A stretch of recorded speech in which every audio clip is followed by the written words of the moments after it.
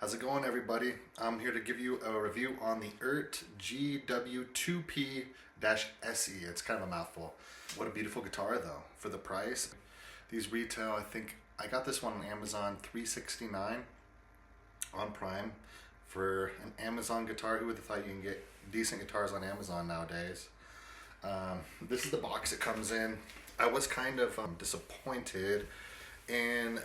So the packaging of the actual Eart box is really good, but they threw this box inside of a much larger Amazon box. And I think this is mostly Amazon. If I was to order again, I'd probably order it from Eart themselves. But they throw it in a big box, so it's kind of in there banging around. But these guys do package it really well. It comes pretty much sleeved between two foam chunks here, is how this came. So it's really not like it's going to get damaged anyways. That part of the packaging was really well. It also comes with like a little baggie that comes with, you get like a little truss rod adjustment, because on the necks on these, instead of having the truss rod up here, they have the bottom truss. So you can, there's a tensioner tool here, or detensioner. You've got a grip of different Allen wrenches to adjust the bridge and everything like that. But yeah, I mean, it comes with the essentials. Doesn't come with a gig bag for the price that I paid. I think you can probably get a gig bag in the future, but pretty much bare bones. Out of the box though, it came tuned pretty close to the standard tuning. It was detuned a little bit, maybe. It was like E flat, which I've heard controversy. It might be good or bad on the neck versus like weather conditions, stuff like that. But I didn't have any issues. I did have to do some setup on it, but yeah, out of the box it was fine. It's got this beautiful, I think it's a roasted hard maple is what they call it, C to D shaped neck. I wonder if I can get a good angle here for you. Oh, it plays beautifully. It's smooth, it's chunky at the top. It's got the C shape at the top. It stops about the 5th fret here, and then starts transitioning to D. So pretty obviously around the 12th it's definitely D, and it's got a beautiful 24 fretboard here, rosewood. I actually, honestly, for the price, I think this is my other daily that I usually play. It's an Ibanez S series. It's a beautiful guitar too, but I'll be honest, I paid probably $1,300, $1,400 for this guitar, and the fretboard, I don't know if it's brand new or what, but it feels a little slicker on this Eart guitar, which I do like that. It's really slick. But yeah, stuff I noticed out of the box, the finish is way better than it looks on the pictures. It's hard to get a good video of it, but it's got almost it's satin, but it's got pearl, and it's got a little bit of like flake in it too, not just your typical flat blue. And it's hard to get it on video because it doesn't come up right, but I was surprised when I opened it and seen the actual paint job on this blue, because it's like a platinum blue. It's really pretty. Pick guard is like an off-white egg cream color, and then you got gloss white pickups on it. And these are, let me see if I can pull up the specs on it. This was the humbucker, so yeah, humbucker single volume 2. Oh, this is a 5-way switch. Yeah, this has got the 5-way switch on it. I think it was advertised as a 3-way, to be honest. But yeah, let's say 2.5 kilograms. It's definitely light. Like, I have a bunch of heavy guitars, like night and day. This is gonna be, oh, this is hurt. I'm already holding it. So you got your Gibson here. Dude, it's no comparison. I essentially got this for the lightweight and the ergonomics.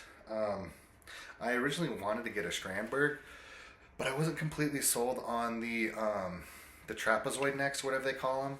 I'm way more used to a C or a D shape. I got Ibanez's and Gibsons. Those are kind of my go-tos. But no, I'll put this one back. But yeah, this thing is a freaking brick, the Gibson anyways. This thing is just incredibly light. Which, I mean, you know, kind of reminds me of like, you know, maybe a Strat or something. I don't know. It's probably the lightest guitar I have.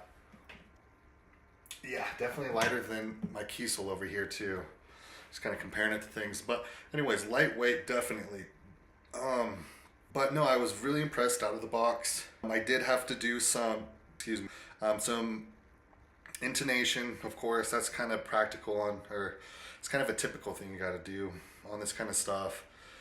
Brand new guitars, set intonation. I did set my string depth on it to get, you know, they give you these, they give you this bridge here, and I actually am a big fan of this bridge. This is the GW2 model, and I think the GW1 has the, it doesn't have these pegs pointing down. It has the you can spin it up here. They're like little knobs, almost like on the, it's kind of similar to how the bridge is set up with the knobs, but that's how you would tune this bridge. That's how you would tune this guitar, was with the knob set up like that. And I've heard mixed reviews. It comes with a key. I do like this setup way better. I'm actually used to this style because I have a Kiesel here. So this is one of my other babies, 8-string Kiesel. And you'll look, see if I can get this on video.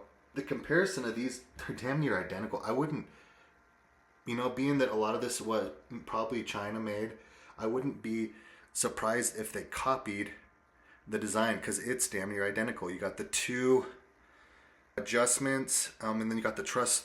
I guess the intonation is different, because on this, you on the Kiesel, through the tuning pegs on the hip shot bridge, you see kind of that one on my E string where it's popping out on the high E. That screw would adjust your intonation. These ones, it's up, it's separate, which I don't know if it's good or bad. It's been good for me so far, but it's very similar to the hip shot bridge on the Kiesel. So I'm sure they took a lot of the design stuff from that and kind of use that, because I've not had an issue with the tuning stability of that. And I've had this for a week now. I kind of wanted to wait to make a review on it, but I've had it a week, and the tuning stability on this has been great. I've came in a couple times, and I've had to tune it up a little bit. I mean, I've only had it a week, and well, maybe not even a week. So but every time I come in, and maybe it's a little flat because the strings and everything's still setting, but I never, while I'm playing it, have to retune it. I haven't yet. Maybe the G string might go a little flat, but that's typical on most guitars, honestly. In the neck, I reset the neck up.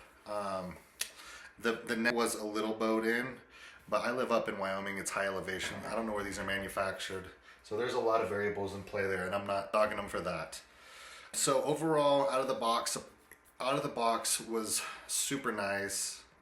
First impressions anyways, super nice. No real major complaints right off the bat.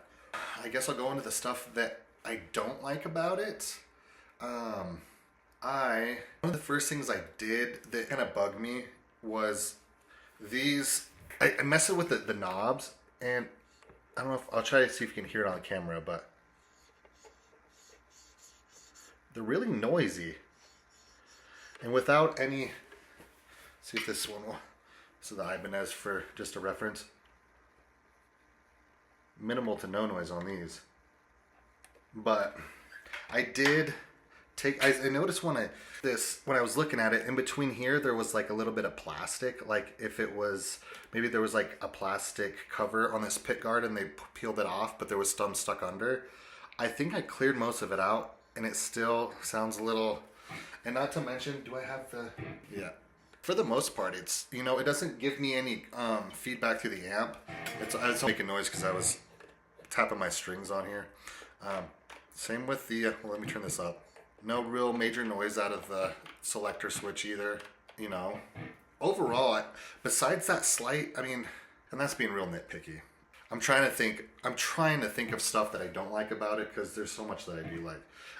One of the other things that really bugs me, and I'm gonna have to come up with something. So I got this guitar because I like to play, you know, when I'm on the couch with my family or whatever. And this heel right here, I don't know if you can see that. I actually drew a marker on here, which I wouldn't have, but I like to sit with it like this position. And sometimes when I have it lean back, this little nub, that little nub right here likes to sit on your leg, your knee or something, and that thing really digs into you, especially if you're playing, like, you're not playing full classical. Let me scoot back so you can see. I usually play like this when I'm just jamming with it, because that's usually how it's strapped up. It's like barely over, but a lot of times it'll get cocked. But that hard edge right there, I kind of wish they would have sanded that down. See, I originally was gonna sand it down myself, but I love this finish so much. I think I'm just gonna put a piece of some padding or something right there. I don't know. I could probably live with it, but I essentially got this to be ergonomic, and so I can, chill, lounge on the couch, just have it flopping. But now that I lean back a little bit, I know this isn't good playing posture, but when you're just chilling and you're just, watching some TV with the family or whatever it is, not a lot of times you're sitting on a couch, you don't have this like upright posture. You're kind of like sitting in a weird angle. So I think I'll put a little pad right there, which isn't a big deal. That's just my personal preference. If you're wearing a strap any other way, it's honestly still way comfier than any of these other guitars. But yeah, so that sounds good. Everything else on it, honestly, those are like my only real gripes about it. It's a great guitar. The humbucker single, like I said before,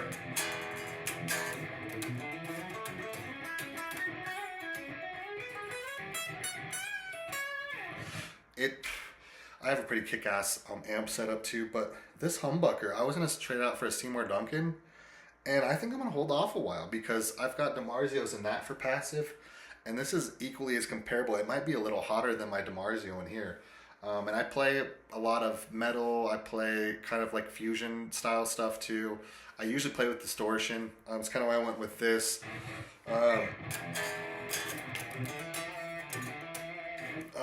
Let's see, that was humbucker. I'm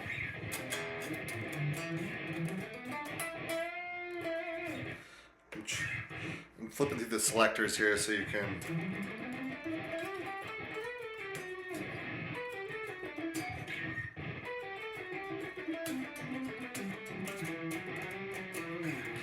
Sorry, I'm not warmed up yet. I just literally just hopped up in here.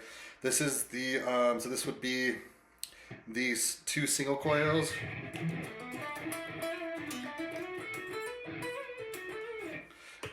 Top single.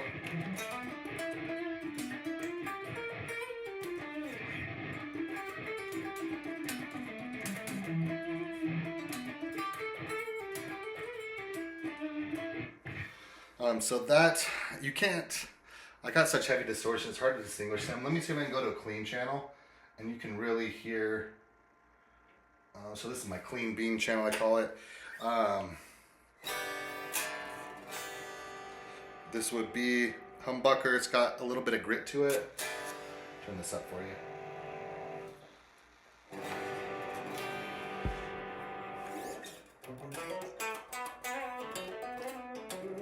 Okay, humbucker, we got the second one up, so it'd be humbucker and middle coil. A little bit more chimey. Middle one. You can't hear it, but I get a little bit more feedback from it, a little bit more buzz from the single coils, which is normal.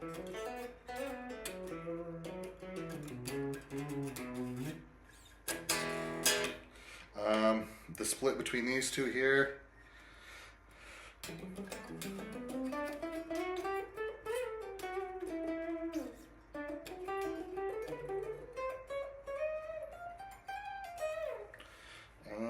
And then the top single.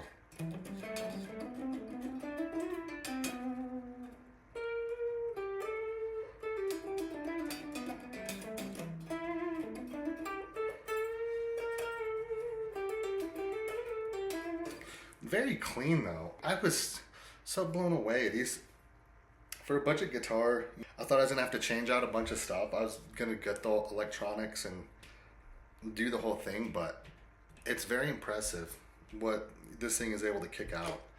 I'll go back to distorted because that's my jam. But yeah, just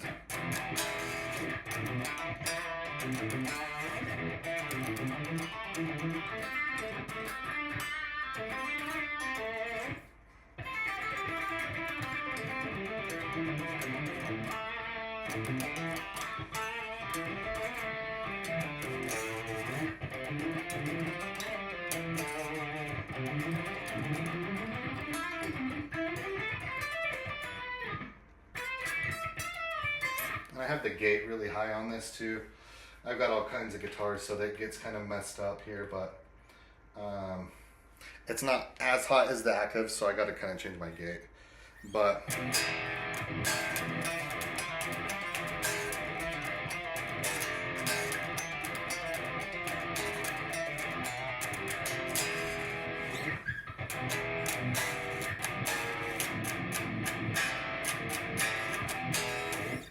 great guitar. I suggest you guys pick one up if you are looking for a Strandberg style guitar, but you don't want to pay the prices, or even if you want that guitar, like a Strandberg style guitar, but you aren't so sold on the trapezoid neck. That kind of was it for me. I know there's a lot of other options, but dude, this is almost a spitting image. I can show you compared to, this is my Kiesel, and they're $2,000 guitar versus a $350 guitar. But honestly, I'm going with this one, man. I love my Kiesel, don't get me wrong. It's a beautiful guitar. I like how the neck is, it's all one piece. It's real smooth. This is a great guitar, don't get me wrong. But that Strandberg cut there, it's this, the bottom of that peg gets me right in the thigh when I'm trying to, the hip shot bridge, all my tuners are resting on my leg. This just has that nice relief cut, man, and that's kind of what sold me on this style. But anyways, that's about all I have for my input, what I think about it. I think it was a great purchase. I'll definitely be buying. I need to buy a stand for it, because don't expect to put this on a freaking hanging headstock stand or just even a typical guitar stand. It's got a funky bottom, so I'm gonna have to get something for that, which is whatever. And then I have get a carrying case for it. But no, besides that, I think it's a win. So let me know what you guys think. I think if you're looking to get one of these, definitely go for it, try it out. I am very impressed with the money. I'm gonna eventually do some mods on it, probably change these out, but I kind of want to customize it some too, so it's more that's, you know, I just want to customize something. But all around, great guitar. So yeah, let me know what you think.